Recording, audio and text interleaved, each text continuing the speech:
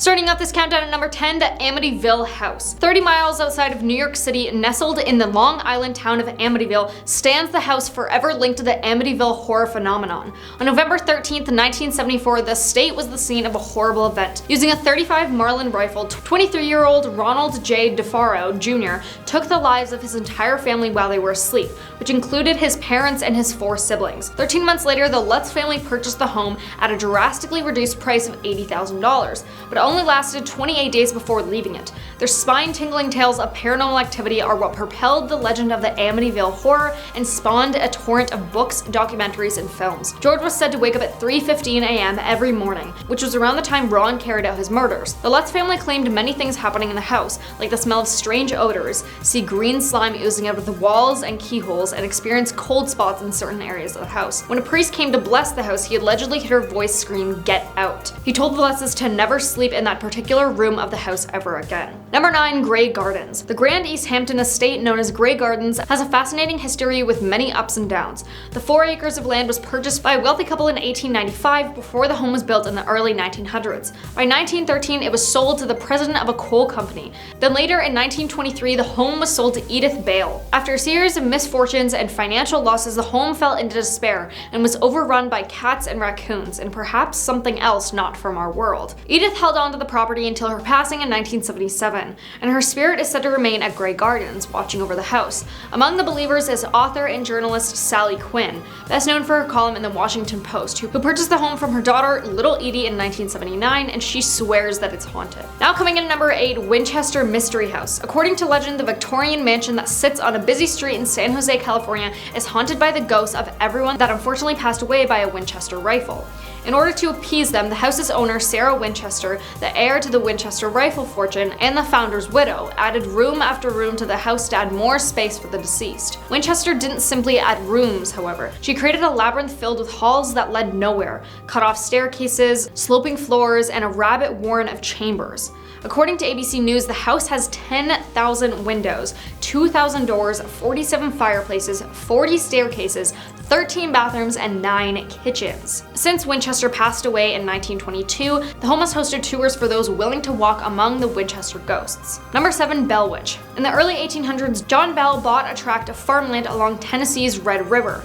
Bell and his family thrived on the farm until they started to see strange-looking animals around the property, most notably a dog with a rabbit's head.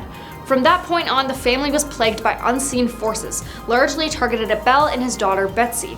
They experienced physical attacks, heard unexplained noises, and even spoke with the entity, who in at least one account identified herself as Bell's former neighbor, Kate Batts, who was exacting revenge from beyond the grave. The entity is rumored to have prevented Betsy's marriage. Here at number 6, Mercer Williams. Located across from one of Savannah, Georgia's most famous and pristine squares is the Mercer Williams house, and it dates back to 1860. In the 1970s, famed preservationist and antiques dealer Jim Williams restored the home to its former glory after years of neglect. This home played host to 3 untimely passings, including 11-year-old Tommy Downs when he fell off the roof in 1969, the 1981 fatal shooting of Danny Hansford by Williams, and Williams himself when he passed in the same room as Danny less than a year after being cleared of Danny's passing in a 4th trial. That story is also from the best-selling book Midnight in the Garden of Good and Evil. Much like the rest of the city, the home was supposedly built right on top of unmarked graves. Rumors about the crime and ghost stories continue to swirl to this day. Halfway at number 5, Ackley House. Nicknamed Ackley House after its one-time occupants, the Ackley family, this classic Queen Anne sits on the Hudson River across from Sleepy Hollow, New York. The many ghosts who roamed the halls were nothing but friendly. Then it came time to sell the home in the late 1980s.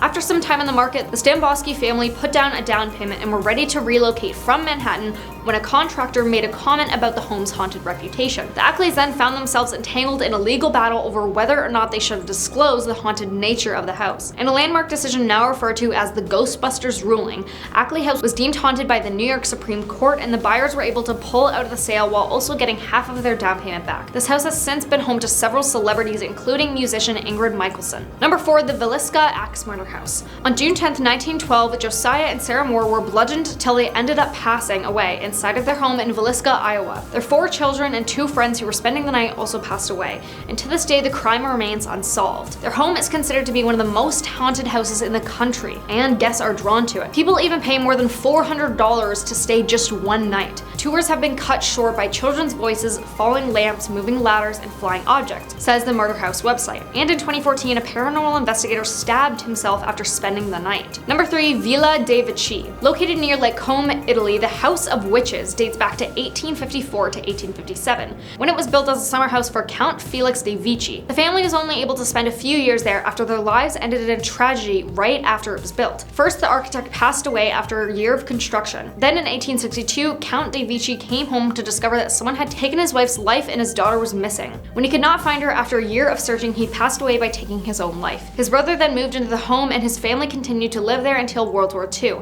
Now it's been vacant since the 1960s, and an avalanche in 2002 wiped out all the houses in the area except for this one. Coincidence? Number 2. The Lemp Mansion. The Lemp Mansion in St. Louis, which is known to be one of the most haunted places in America due to tragic history. The 33-room home was built in the 1860s by William Lemp, a successful brewery owner who ended up taking his own life in 1904 after the youngest of his 4 sons, Frederick, passed away. A few years later, his wife also passed of cancer in the house. Then in 1922, William Lemp Jr. shot himself in the same room. William Sr. took his own life himself. Then Charles Lemp, William's 3rd son, shot his dog in the basement of the home and then took his life in his room. That same year, the house was sold and transformed into a boarding house, where reports of hauntings began. According to Destination America, witnesses have experienced burning sensations and slamming doors. Today, the Lemp Mansion is a restaurant and inn that holds events. On Saturday night, the inn even hosts a murder mystery dinner. Now coming in at number 1, the Conjuring House. I'm sure we all know about this one, but if not, I'll tell you all about it. In 1971, the Perron family moved into a 14-room farmhouse in Harrisville, Rhode Island, where Carolyn, Roger, and their 5 daughters began to notice strange things happening almost immediately after they moved in. Carolyn would notice that the broom went missing, or seemed to move from place to place on its own. She would hear the sound of something scraping against the kettle in the kitchen when no one was in there. She'd find small piles of dirt in the center of a newly cleaned kitchen floor. Carolyn allegedly researched the history of the home and discovered that it had been in the same family for 8 generations, and that many of them had passed away under mysterious and horrible circumstances. Several of the children had drowned in a nearby creek. One was murdered, and a few of them hanged themselves in the attic. Over the 10 years that the family lived in the house, the Warrens made multiple trips to investigate. At one point, Lorraine Warren conducted a seance to attempt to contact the spirits that were possessing the family. During the seance, Carolyn became possessed, speaking in tongues and rising from the ground in her chair. Starting off at number 10, Hibbing High School. Hibbing High School in Minnesota is not your typically average school building. Here, the staircases are marble, the railings are brass, the art walls hold the whole, almost medieval design together. The auditorium was modeled after the Capitol Theater, which was a site itself. And when Bob Dylan was still Robert Zimmerman and a student at Hibbing High, he performed on the auditorium stage during a talent show. But even with star performances and a stunning design, it's a lone seat inside the auditorium that attracts the most attention from anyone. The story goes that the first stage manager, named Bill, was employed at the school from 1927 to the late 1960s, and he passed away after a chandelier fell on his head. Rumors soon arose that Bill never really left his favorite seat in the theater, named J47. In the early 90s, Chuck Perry, who at the point had been stage manager since 1979, took a series of photographs of the auditorium after a woman reported feeling a cold chill as she walked around the J47 row. And lo and behold, one of the photographs taken with a Polaroid camera showed a man sitting in J47, wearing formal clothes and a top hat. Number 9, El Paso High School. When it comes to the scary school in America, El Paso High School in Texas supposedly has them all beat. Its ghost stories range from sealed off hallways full of mist and strange goo dripping from the ceiling to hidden classrooms beneath the building no one knew existed. However, nothing compares to the photo of the graduating class of 1985. While the woman in the center is blurry, there is no doubt that she is there. Or so you think. According to former students, there was no one standing there when the picture was taken, nor can the female in question be identified. Some believe the figure to be a young girl who had taken her own life years before jumping from a balcony connected to the misty hallway. Number 8, Parker Rhodes Elementary. You know the saying, you never leave anyone behind because if you do, that's where they might stay? Well, that's the lesson learned at this school, which was built on an old cemetery ground. As a matter of fact, in the 1950s, Missouri ordered Leaf Brown Cemetery to dig up all the bodies in the cemetery and move them to another area prior to the construction of the neighborhood and school there. But it's rumored that they left one body behind. And you guessed it, it's the ghost of the deceased body that haunts Parker Rhodes School. Apparently, the ghost only likes kids there. The teachers and other staff reportedly haven't seen it, but the students have seen a ghost in the bathrooms and have identified her as a woman in a black dress with long, wavy blonde hair and no eyes. Coming in at number 7, Lee Williams High School. When your school sits atop a frontier town once involved in mining, railroading, and cattle, driving back back to when Arizona was still considered a territory, you're bound to come across a vengeful spirit or two. In fact, students of Lee Williams High School claim they've seen a man in a bowler hat roaming the halls quite frequently, as well as a young girl who calls out at night that she wants to go out and play. Pair this with the unusual flickering lights and motion detectors going off by themselves, and you've got yourself a good old-fashioned haunting, right? Furthermore, after renovations in 2010, part of the football field is now located directly on top of Old Pioneer Cemetery, which might explain why people have witnessed ghosts in prairie gowns and suits appear during graduation events on the field. There were also 7 coffins that were dug up during renovations that might also play a role in the matter. Number 6. Old Portland High School. The old high school in Portland, Michigan originally opened in 1881. According to a long-standing urban legend, a 14-year-old student was crushed till she passed away underneath a pile of gym bleachers that collapsed on her in 1918. The janitor, who reportedly failed to fix the bleachers after learning they were faulty, had disappeared. It was believed that the student's father took the life of the janitor out of revenge for his daughter's passing. He then burned the body and set the school on fire. The school was then rebuilt and reopened in 1920. However, the ghosts of the girls and the janitor remained. Decades later, the school was converted into a housing complex named Old School Manor. It then served as housing between 1992 and 2008, and during this time, several tenants reported that their household items would disappear, only to be found stacked on top of one another in a different room. Others reported hearing the disconnected school bells ringing, and some have even encountered the ghost of the student who allegedly slapped them on the back. One tenant in particular had a horrendous experience with the janitor's ghost. She alleged that the ghost would terrorize her 2-year-old daughter and demand that she tell her mother they had to move out of their apartment. Halfway, number 5. Cathedral High School. Facing your fears is considered the best way to overcome them, but Cathedral High School might take that step a bit too far. Embracing the fact that the premises were built on the remains of an old cavalry cemetery, headstones of the deceased, which have been dug up during renovations through the years, are prominently displayed around the school football field. To add insult to injury, the school's mascot is the Phantoms in honor of the land's heritage. While students and teachers consider all of this to be a point of pride and rarely even entertain the notion that the school might be haunted, maintenance workers don't share their sentiments. They claim that along with seeing and hearing the spirits of the once living, they literally feel their presence at night, often accompanied by cold spots throughout the property, which is located in sunny Los Angeles, California. Number 4. Las Vegas High School. Las Vegas is all glitz, glamour, money, and, well, ghosts. There are quite a few haunted places in Sin City, including Zach Bagans, the Haunted Museum, Westgate, and the Luxor. In 1931, the Las Vegas Academy of the Arts was known as Las Vegas High School. It was the first official high school in the city and the place where the ghost of the former teacher, Mr. Petrie, roamed after he passed in a mysterious fire. Even after the school converted into an arts academy, rumors of the haunting continued. Some people reported seeing a man in a white tux occupying a particular seat in the theater, very similar to what happens at Hibbing High School, which we talked about at number 10. Meanwhile, others felt sharp temperature drops and experienced intense feelings of sadness and despair whenever they entered the building. Number 3. Roy High School. Roy High School in Utah is home to many ghosts, which all appear to have their own specific quirks. For instance, the one known as Mabel lurks around the auditorium backstage near a set of winding stairs. She's not shy though, as she tends to tinker with the lighting and move props around. Another auditorium ghost is said to wear a purple hat and try to convince students to follow her, but gives off a much too evil vibe to dare try. Others include a floating head ghost in the upper left balcony and another who roams in the halls. It is believed that he passed after being hit by a train walking to school. Students also say they can feel him watching them if they are wandering around alone. Coming in at number 2, Lincoln High School. Lincoln High School in South Dakota opened its doors on October 19, 1965 with an opening class of about 1,300 students. The original student body quickly started to grow as the years passed, and by the end of the decade there were around 2,000 students who were enrolled at the school. As the years went on, it started to become one of the best academic schools in the area. Though there have been no known passings of people at the school, that doesn't change the fact that many people have reported ghostly experiences.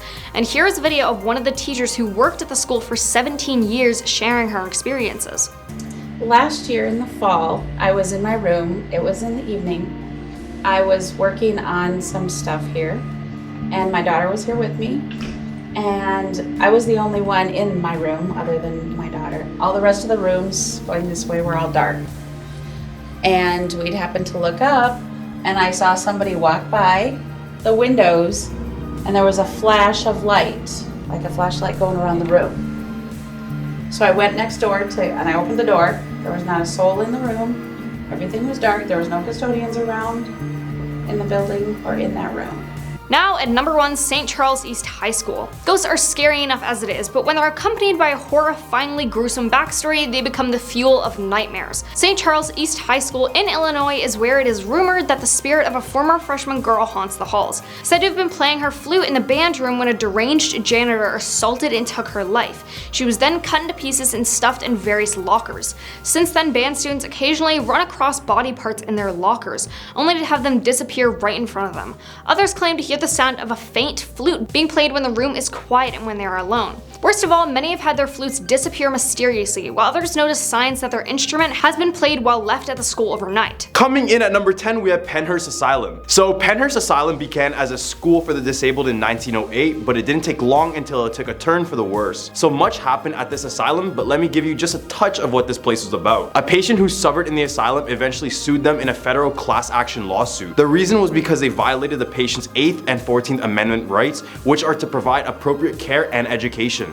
So what did they do? Well, some of the alleged abuses included strapping adult patients into child cribs, lacing problematic patients' drinks and food, physically hitting patients, and when patients would bite a doctor, they would rip out their teeth to ensure that it would never happen again. This caused many patients to pass away in that very hospital. Eventually, Pennhurst closed their doors in 1987, but the place reeks of the paranormal. Investigators claim to be pushed when they walk in the halls, voices telling them to get out, and even the apparitions of former patients. Now the place is a haunted Halloween attraction, so go check it out. At number 9, we have the Gonjam Psychiatric Hospital. I first found out about this place from a Korean horror called Gonjam Haunted Asylum. Now this movie was released in 2018, but the movie wasn't far from reality because this hospital did exist with tons of paranormal activity. According to local lore, patients started dying mysteriously at the hospital some 10 years ago, eventually forcing its closure. It is now an abandoned, dirty building with only the most disturbing remnants of its former life. Many blame the failure to the murderous owner of the place. People claimed he kept patients as hostages, only to flee to the States when the families of the deceased demanded explanations. However, I hate to break it to you, but in reality, the hospital's closure was due to finances regarding a new sewage treatment facility. This doesn't change the fact that when people trespass, they get glimpses of paranormal activity, shadows of apparitions. I mean, the place looks haunted. It was only right it got a ghost story. At a number 8 spot, we have Denbigh Asylum. The asylum is located in the heart of North Wales, and the buildings are said to be built all the way back in 1848. Many claim this is the most haunted place in all of the United Kingdom. This asylum housed some of the most dangerous and mentally insane individuals, but also housed people who disappointed their families, making it a mix of sane and insane people. To make things worse, it was designed to fit 200 patients, but at its peak, it had over 1,500 patients and 1,000 staff members. When investigators go into the now abandoned asylum, they report hearing terrifying screams and feelings of claustrophobia as they experience overcrowding firsthand. Now the area is littered with vandalism, and others have reported to have conducted seances and other rituals in the area, with even one exorcism happening at the church which is attached to the asylum. At our number 7 spot, we have Athens Lunatic Asylum. This mental asylum stood from 1874 up until 1993. However, some pretty scary stuff occurred within these walls. Patients were mistreated, physically abused, not fed, strapped to their beds, and even lobotomized, which was basically brain surgery before we knew how to do proper brain surgery, which caused many patients to suffer from life-changing side effects and disabilities. One particular patient named Margaret Schilling went missing in 1979 for 42 days. Her corpse would be later found in the abandoned area in the hospital. The odd thing was that her body was found completely naked with her clothes folded neatly beside her, and it began rotting so bad it left a permanent stain behind that could still be seen to this day. In attempts to hide the stain, workers found it impossible to clean up the imprint left from her body, and now it's said that the abused patients of the asylum still haunt the building, including the spirit of Margaret, with witnesses saying that they saw her ghost trying to leave the room she was stuck in. With the acts of horror and mistreatment that went on in this asylum, it's no wonder that the ghosts of the abused patients still linger in this very building. At a number 6 spot, we have Trenton Psychiatric Hospital. Trenton Psychiatric Hospital, originally named New Jersey State Lunatic Asylum, has a long history of helping mentally ill patients and even harming them. The hospital first opened in 1848 and welcomed 86 patients. The first superintendent, Horace, was a good man and provided excellent care for the people in his custody. It took a turn for the worse when Dr. Henry Cotton took over. The doctor believed he could cure mental illness by removing organs. He believed that the infections caused mental illness, so he tested it by removing his patient's teeth, limbs, or any body part with slight signs of infection. This would cause dozens of patients to pass away, and many claim that you can hear the screams of the patients inside the walls of the hospital. Others even claim to see the apparition of Dr. Cotton and other ghosts with missing limbs. Unfortunately, after his passing in 1933, a review found his medical procedures caused 45% of his patients to perish. The irony was the doctor was clinically insane as well. At the Humpver list, we have Beechworth Lunatic Asylum. Beechworth Asylum, known as Mayday Lunatic Asylum, operated from 1867 to 1995 in Beechworth, Victoria, Australia. Over those 128 years, over 9,000 patients passed away within its walls, and people claim that some still remain. Many see faces floating in the windows, while others see the apparitions of people who passed there. Many have spoken of the figure of a man who appears near the cellar and then completely vanishes within a second. Matron Sharp, who spent most of her life there, has been spotted on more than one occasion appearing as a gray hooded apparition in the corner of dark rooms. Then on top of that, doors swing open by themselves, and at other times, mysterious screams are heard. Now the area is used for tourism and artistic uses, but remember, the place claimed the lives of 9,000 people. There's bound to be at least one there if you take a visit. At a number 4 spot, we have Trans-Allegheny Lunatic Asylum. This is a facility located in West Virginia, which was constructed during the time of the Civil War, and it was intended to keep about 250 patients, but ultimately held more than 2,400, including the notorious Charles Manson for a brief period. Numerous people were shackled to objects, lobotomized with ice picks, and subjected to terrible maltreatment in addition to their extreme congestion. There are many apparitions, including Ruth, the patient who is still insane and enjoys attacking people in the hospital.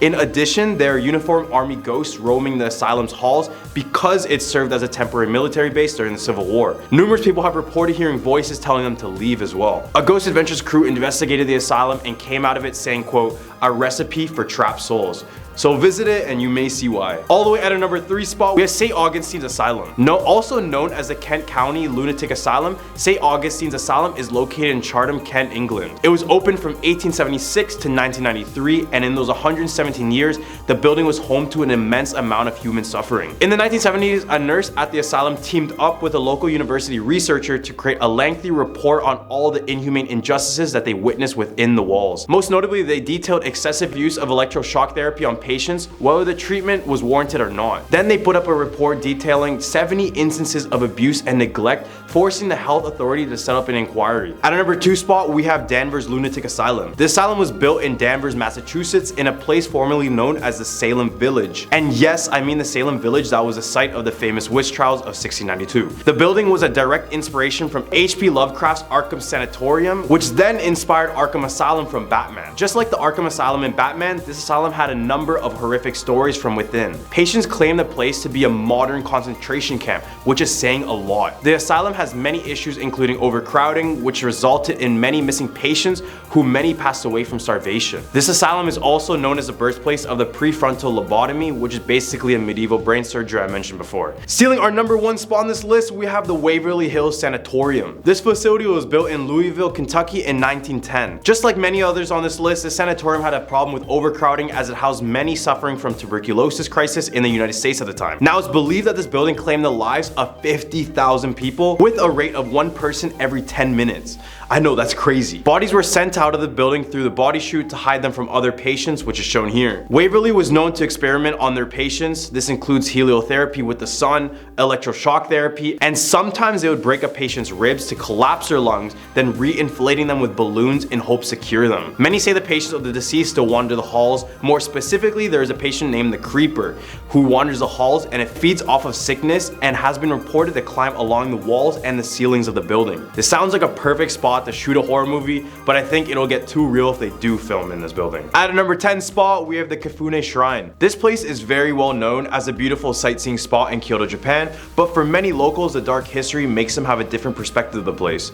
Kifune Shrine is known as the birthplace of a terrifying ritual known as the Ishunokuku Mari, which refers to placing a curse on someone by placing a nail through a straw effigy, which is sort of like a voodoo doll. Then you nail it onto a tree around the hours of 1 to 3 a.m. We did a 3 a.m. video, so you already know how cursed that time is. If anyone is caught watching this ritual, the person conducting the ritual must eliminate that person, or else the curse will reflect back onto them. The performer usually wears a white kimono, sandals, and places 3 burning candles on top of their head. If you visit the shrine to this day, you will find many trees with holes on it, presumably from the nails of those attempting this scary ritual. At our number 9 spot, we have the Awashima Shrine. There is no doubt Japan is a very beautiful place, meaning that most of the shrines I mentioned on this list are very visitable. So I had to mention Awashima Shrine to change your mind on that. This shrine contains over 20,000 dolls who are believed to be possessed from its past owners. The dolls will be left at the shrine as an offering from women to pray for fertility and for safe birth.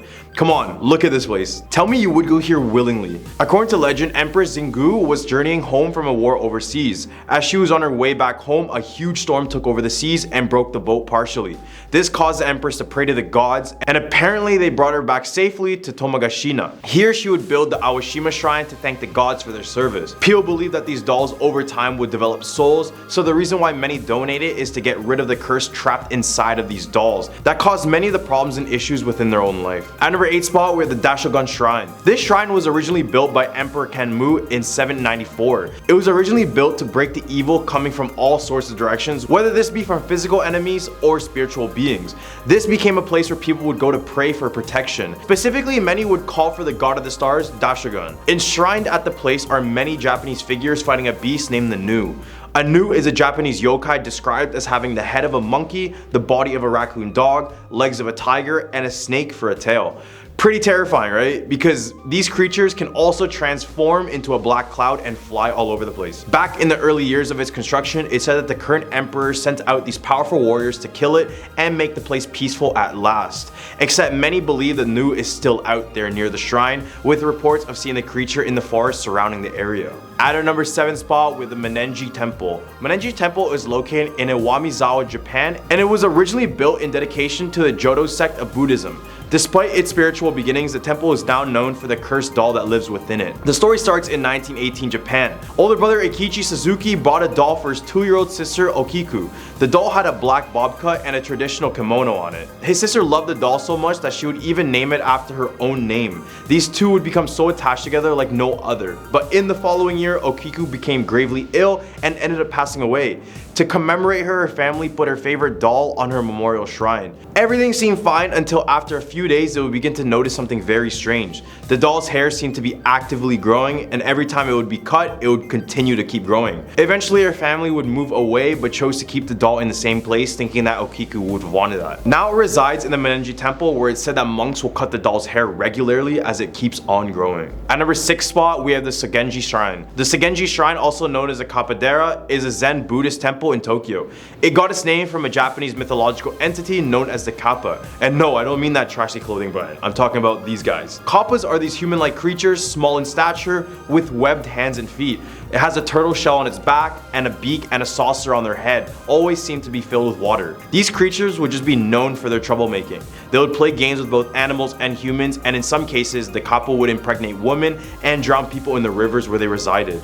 Apparently, when the place was prone to flooding, the people of the area asked for the Kappa for existence, and now many claim that the Kappas are still nearby, claiming the place as their own. There are several statues of the Kappa littered around the shrine, but who knows if one of them turns out to be real. At the hump of our list, we have the Zenkoji Temple. The Zenkoji Temple is a Buddhist temple located in the city of Nagano, Japan. The main temple of Zenkoshi has a dark room created for spiritual purposes and acts like a shrine in a way. This dark room follows a pitch black tunnel underneath the temple that monks had supposedly hid the quote key to paradise. In order to do this, you need to hone your 5 senses and have complete focus while trying to navigate yourself through this area. This area is supposed to represent the journey between death and rebirth. It's very simple to understand how this represents the pursuit of enlightenment, which is only possible once you let go of your physical limitations and your concerns. People think that if you find the key, they will be saved, while others believe that if you fail, you will have a series of bad luck and unfortunate mishappenings. Regardless if you succeed or not, this room is bound to have a terrifying experience regardless. At number 4 spot, we have Mount Osor. This is one of Japan's most sacred sites, and for good reason. It's claimed by many to be one of the entrances to hell. First, the temple lies on top of a volcanic plain, and as you roam the area, you will constantly pick up a scent of sulfur, which is already eerie because this is the smell of ghosts and demons, supposedly. But volcanic reasons also make sense. According to Buddhist monks, they say that this place resembles the descriptions of hell and also paradise, so this is why many believe this is a spirit hub. Also around the area are these little jizzle little statues, which were there to guide people who were lost, especially for children to take and keep them for safety.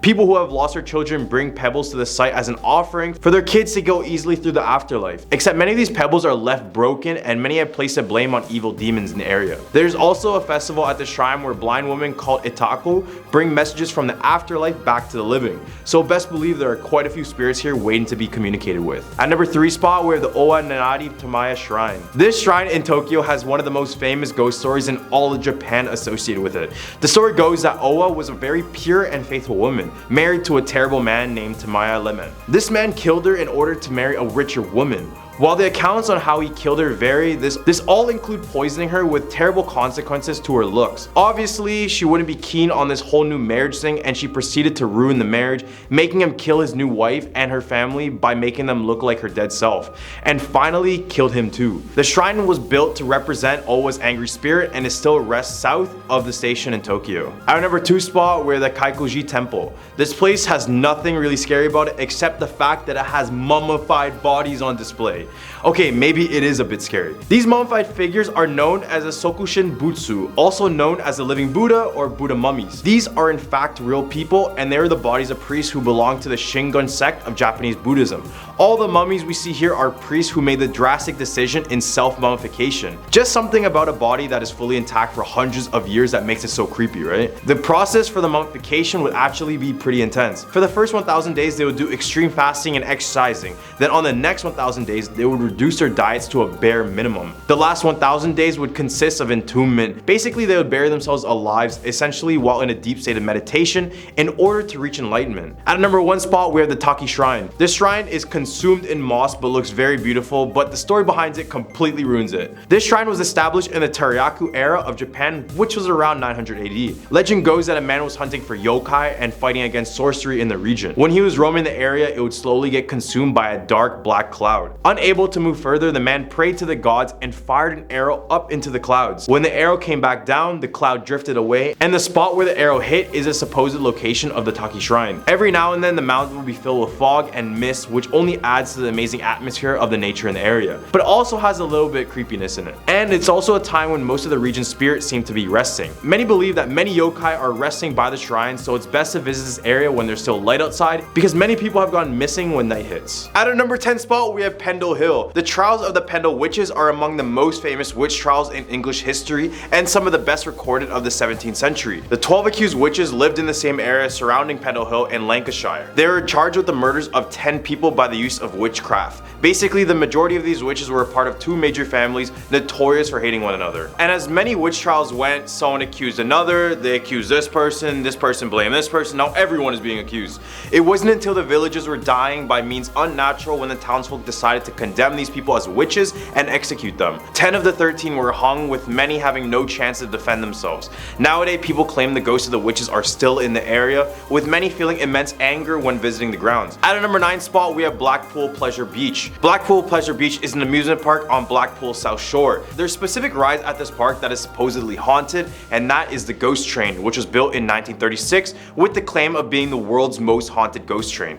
Seems like it lives up to its name because visitors say that this ride is haunted by the ghost of Cloggy. Then in 2004, the ride was investigated by paranormal investigators, and they claimed that it had something dark behind it. Cloggy was said to be a former member of staff, but after his passing, it seems like he's still devoted to his role. Guest claims he resides in the end room of the ride, where you see these skeletons riding bikes. Sometimes he will be in one of the bikes greeting you.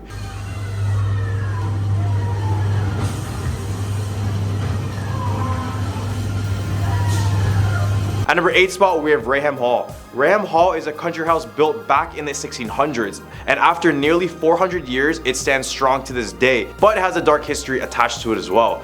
The story goes that in the 1700s, Lady Dorothy Walpole of Raham Hall was met with an unfortunate fate. She was accused of adultery and was ordered to confine her life within the walls of the home. She would eventually pass away from smallpox, but this was by far the last time we would see from her. These eerie photos capture the infamous Brown Lady of Raham Hall as she descended down a staircase in the building. She's called the Brown brown lady because every time visitors claim to see her, she's wearing a brown brocade dress. The first documented sighting of Lady Dorothy occurred back in 1835. A visitor said he saw a shadowy woman in an old-fashioned brown dress with hollow sockets for eyes. Nowadays, she is seen watching guests as they explore the building, but in only rare cases she will attempt to grab unsuspecting people. At our number 7 spot, we have the Hampton Court Palace. The Hampton Court Palace was built in 1514, but it wasn't until 1528 where King Henry VIII lived there with his 6 wives.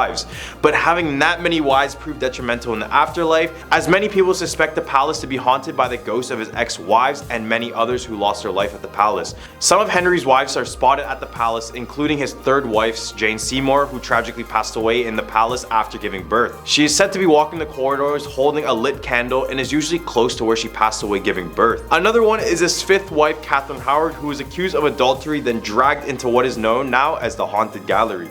She was later executed in the Tower of London, but it's said that her screams are heard in the gallery at late nights when no one is around. Then in more recent times, CCTV footage caught a supposed ghost at the Hampton Palace. For 3 nights in a row, cameras recorded the exact same fire escape door opening and closing, but on the 2nd night, a slender cloaked figure peeked out of it, and here it is. At number 6 spot, we have Whitby Abbey. Best known as an inspiration for Bram Stoker's Dracula, Whitby Abbey has its own fair share of spooky happenings. These ruins, located in Yorkshire, are said to be home of one of the first monasteries, a place where Vikings ransacked, and also a place where Dracula supposedly visited in the form of a dog. In the late 1800s, King Henry VIII, remember the guy I mentioned with the 6 wives? Yeah, he lost a lot of possessions confiscated from this place. One particular story that pops up from this place involves a nun named Constance de Beverley.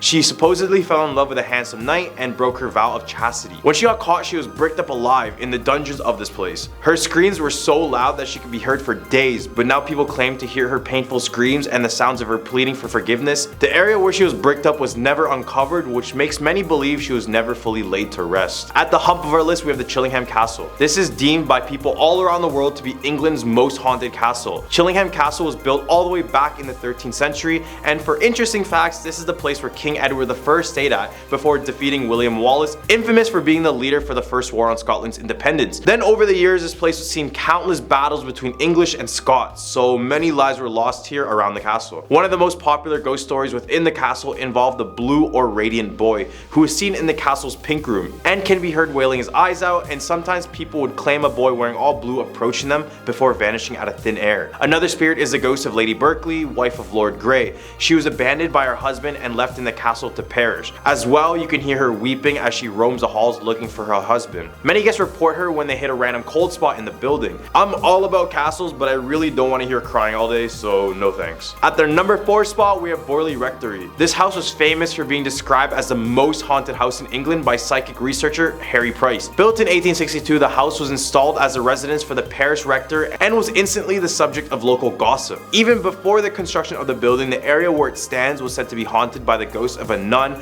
who many claimed as the Nun's Walk. According to lore, the nun fell in love with a monk in the area. Everything was fine until they got caught. The monk would be executed for his crimes and the nuns bricked up alive within the cellar walls. When the building was completed, the first owners reported unexplained footsteps and even the face of a nun staring at them from a distance. Another incident was when the first owner's adopted daughter was attacked by an evil presence after being trapped in that room. Following the incident, the family noticed bizarre marks on the wall looking as if the ghost contacting the wife. This is when an exorcism took place but failed after the reverend would be struck by rocks and stones. Eventually the house burned down in 1939 and now all that remains is the ruins of this haunted house. At a number 3 spot, we have Bolton's Bench. Located in Lyndhurst, England lies Bolton Bench, which is a grassy knoll great for taking walks, but before that it was said that a dragon flew around the area. According to lore, a large dragon supposedly terrorized the village of Burstein before one brave knight, Sir Maurice de Berkeley, offered to assist. The knight waited patiently with his hounds in the goal of catching the dragon off guard, waiting to attack it when it emerged to grab its daily supply of milk. The knight and his hounds pursued the dragon as it fled after being ambushed. The Burstein dragon was finally slain outside of Lyndhurst, where it fell to its death and created the knoll now known as Bolton's Bench. Now yew trees stand atop the Bolton's Bench, but Who knows, maybe you'll catch a glimpse of a dragon,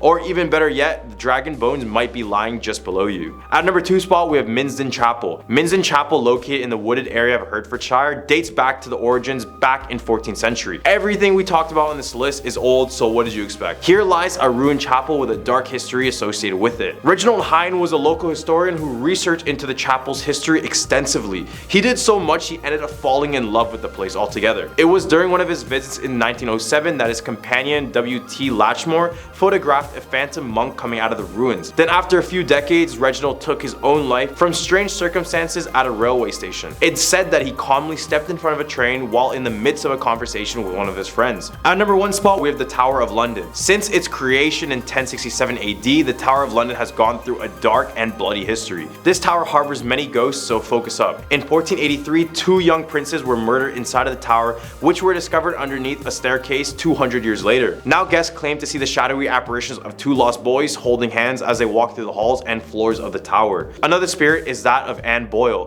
who was imprisoned and beheaded in the tower in 1536. Many guests claim to see a headless person pacing back and forth the tower at night. And then in 1864, a soldier guarding the tower apparently spotted the headless figure and attempted to stab it, but it's a ghost, so it just went right through it.